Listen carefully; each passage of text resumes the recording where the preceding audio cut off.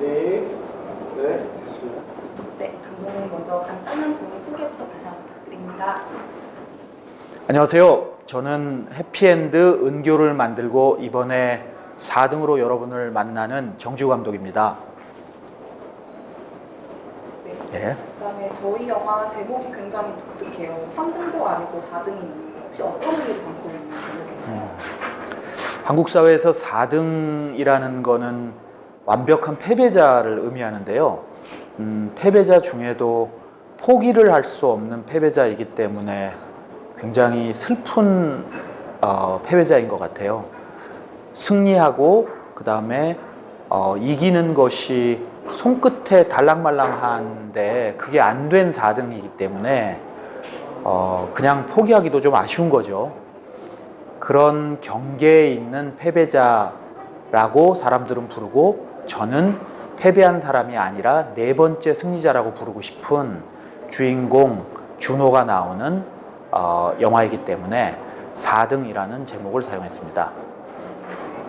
그리고 저희 영화가 국가인권위원회와 굉장히 깊은 인연을 가진 영화로 알고 있어요. 혹시 예. 어떤 계기로 참여하게 되셨는지 살짝 설명 부탁드립니다. 저는 2005년도에 국가인권위원회에서 만드는 인권영화 프로젝트 5개의 시선이라는 옴니버스 영화 프로젝트에서 배낭을 맨 소년이라는 영화를 만든 적이 있어요.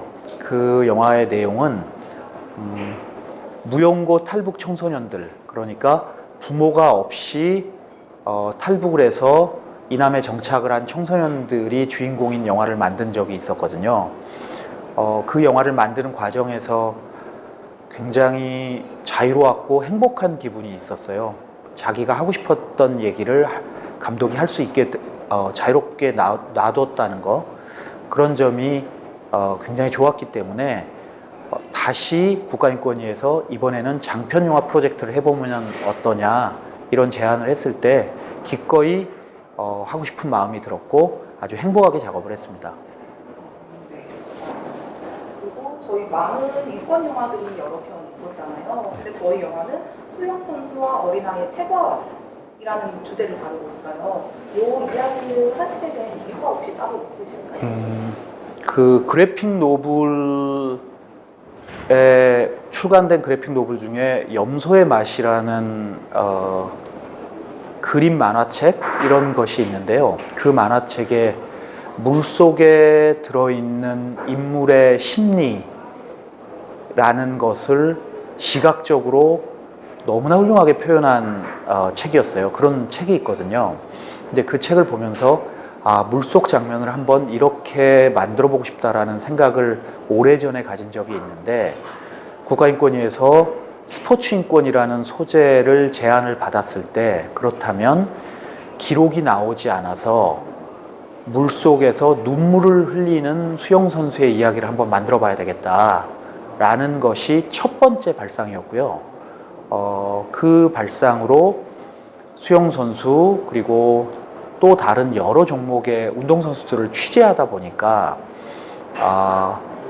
아예 그 성인 운동선수보다 어린 수영선수를 소재로, 그 다음에 주인공으로 다루는 것이 우리가 하고자 하는 스포츠 인권에 더 가깝고 쉽게 다가갈 수 있겠다라는 마음이 들었어요. 그래서 초등학교 5학년 수영선수가 나오는 4등이라는 영화를 만들게 되었습니다. 감사합니다. 그리고 저희가 이제 캐스팅 얘기로 조금 넘어가도록 할게요. 무엇보다 저희 영화는 아이어 캐스팅이 굉장히 중요했을 것 같은데 쉽지 않으셨을 것 같거든요. 혹시 어떤 과정을 거쳐 캐스팅하게 되셨는지 살짝 말씀 부탁드립니다.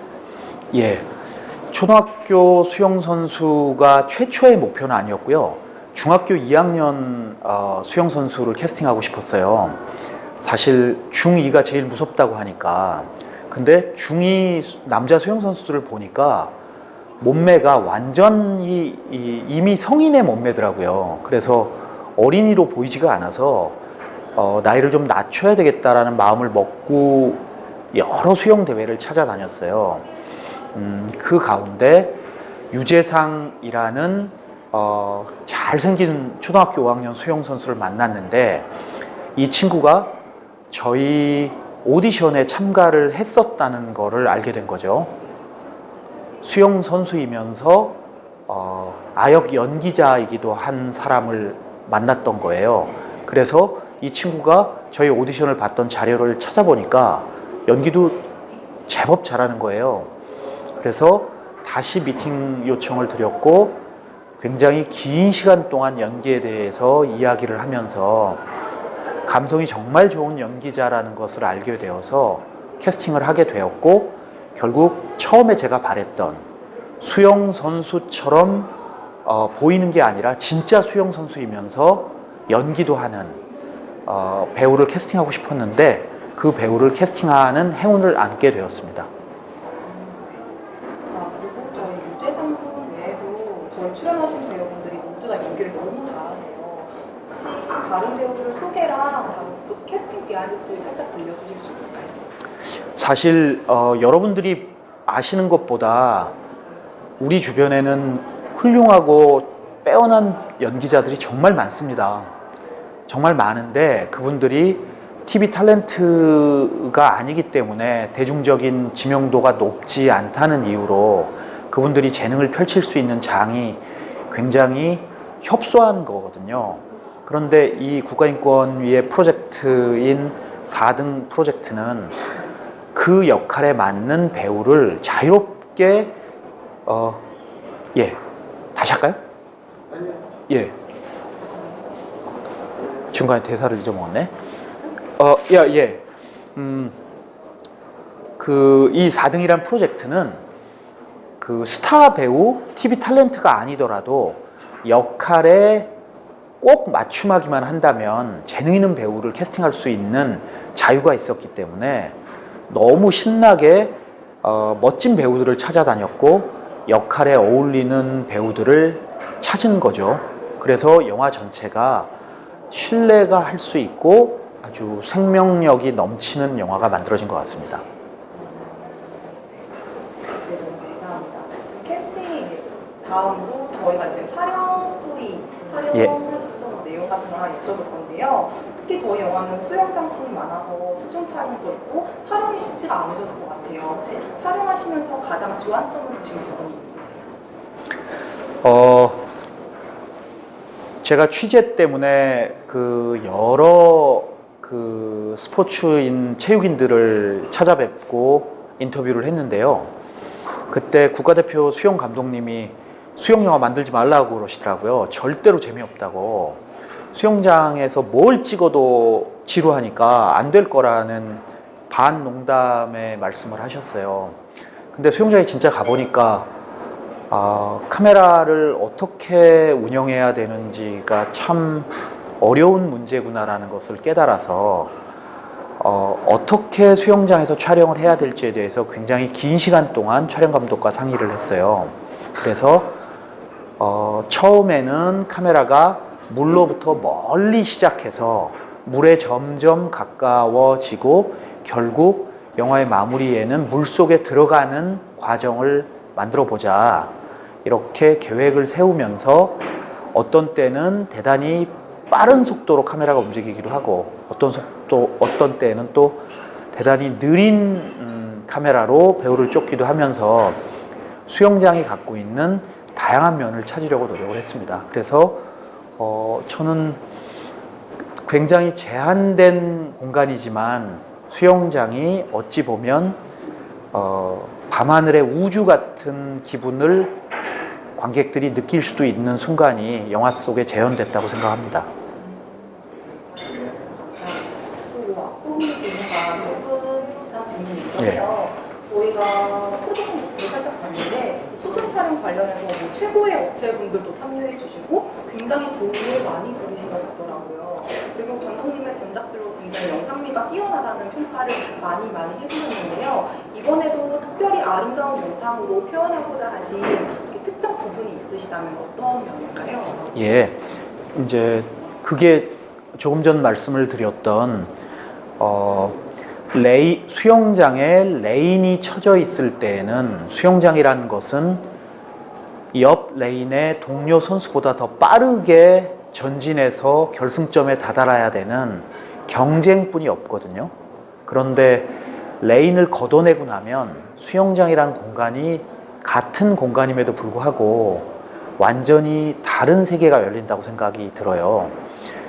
그래서 레인에서 승부만 다투었던 주인공 준호가 레인을 걷어냈고 난 다음에 수영장에서 자유롭게 노는 장면을 굉장히 공들여서 찍었고, 그 자유롭게 노는 가운데 물 위에서 찍는 것뿐만 아니라 물 속에서 수영하는 장면도 대단히 중요했기 때문에 국내의 전문 촬영업체들, 그 다음에 저희 촬영팀들이 물속에서 하루 종일 정말 카메라를 들고 고생을 해가면서 좋은 장면들을 만들어낸 것 같습니다. 감사합니다.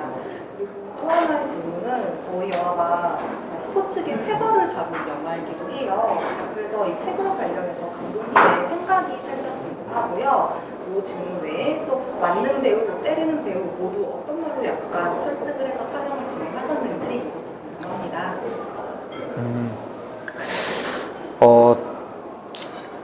때리면 안 된다, 때리면 나쁜 일이다라는 것은 모두가 알고 있는 일이거든요. 그런데 그거 가지고는 안 된다는 거를 깨달았어요. 이 영화를 찍으면서 때리면 안 된다가 아니라 맞을 짓은 없다라는 문장으로 우리가 이야기를 시작해야 된다라는 기분이 들었습니다.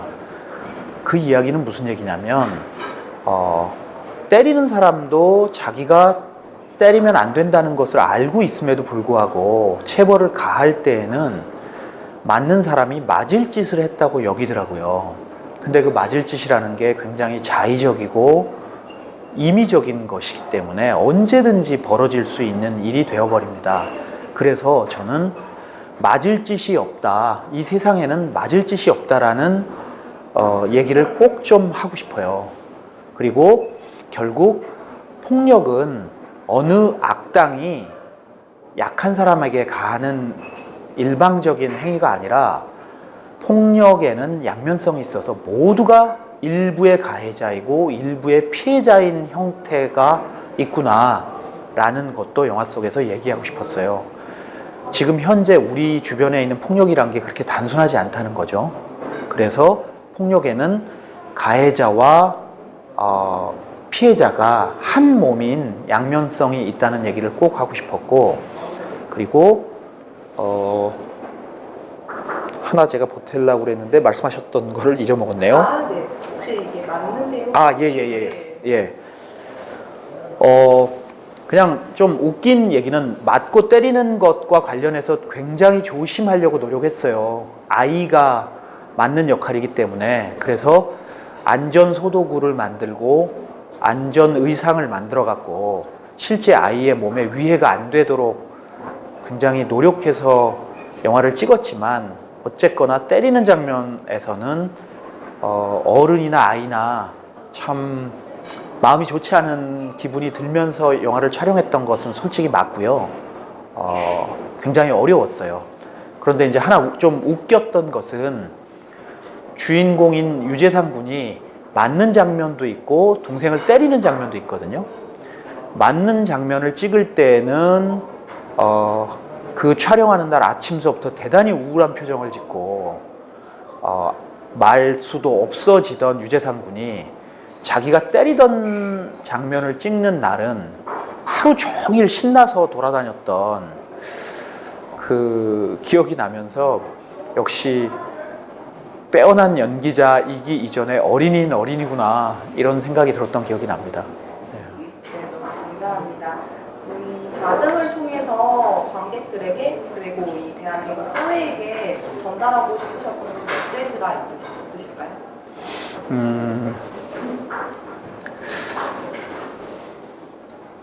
제가 이 영화를 찍으면서 조금 전에 말씀을 드렸듯이 수영장에 레인을 치면 경쟁밖에 할 수 없어요. 그런데 똑같은 수영장에 레인을 걷어내면 대단히 자유롭게 노는 공간이 되는 것도 사실이거든요.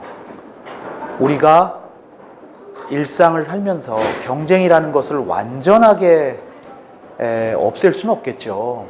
그렇지만 일상이 모든 경쟁 속에서만 이루어진다는 것은 견딜 수 없는 일인 것 같습니다.